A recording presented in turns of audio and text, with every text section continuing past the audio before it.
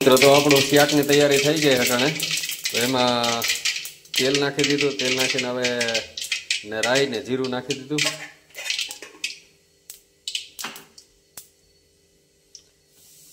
હવે નાખ્યું આપણે કામ નાખ્યું હિંગ નાખી દીધી હવે ટમેટા ને મીઠું મિક્સ કરીને નાખી દીધા ટમેટામાં મીઠું નાખીએ ને તો વેલેરા સડે જાય ટમેટા મીઠું કરતી હોય એટલે વેલેરું શાક સડે ટમેટા સડે ટૂંકમાં શાક તો બહુ મોડું સડે છે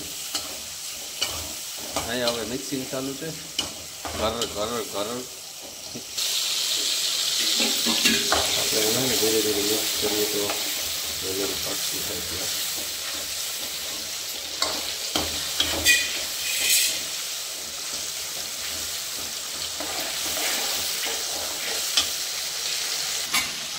આમાં है ને હવે લીલી ડુંગળી મિક્સ કરી દીધી મિત્રો આપણે ડુંગળી નાખે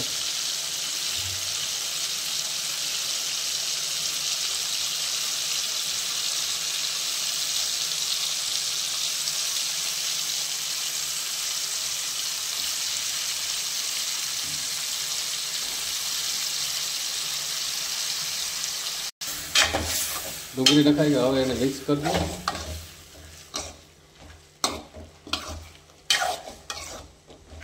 મિત્રો તમે જોઈ શકો છો મિક્સ થઈ ગયું હવે હું શું નાખું આપણે ખબર નથી પડતું આપણે કોઈ બનાવ્યું નથી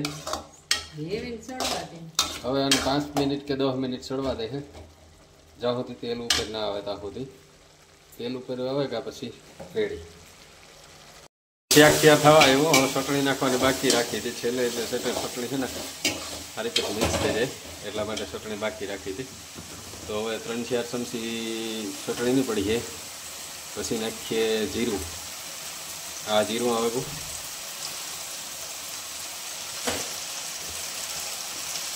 આપણે ચટણી આવે ગઈ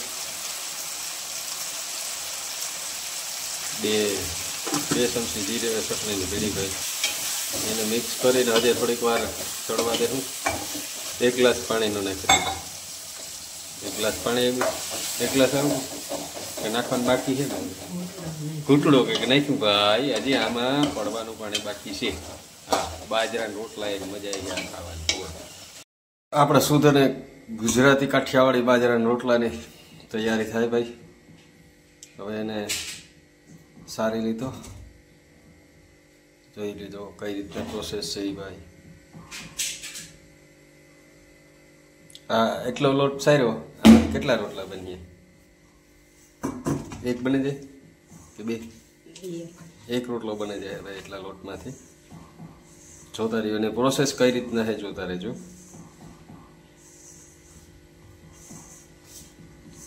પ્યોર દેશી અને કાઠિયાવાડી રોટલો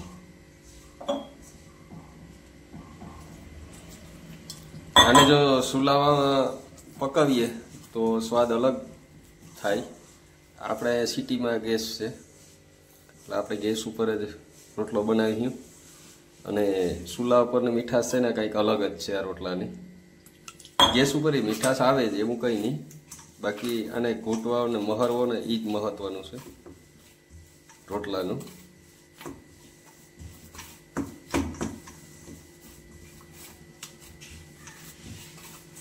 જો કઈ રીતના પ્રોસેસ છે એમને ભાઈ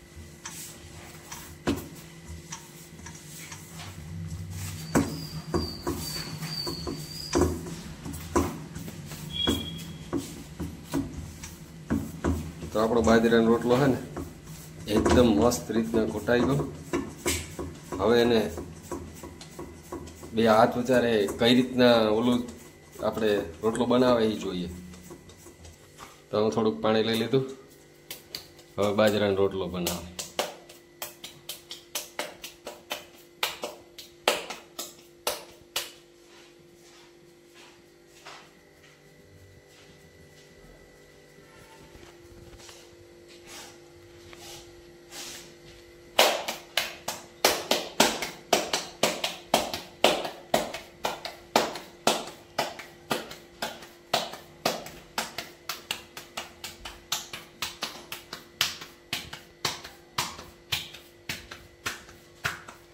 કેવો સરસ એકદમ ગોળ બની ગયો ભાઈ.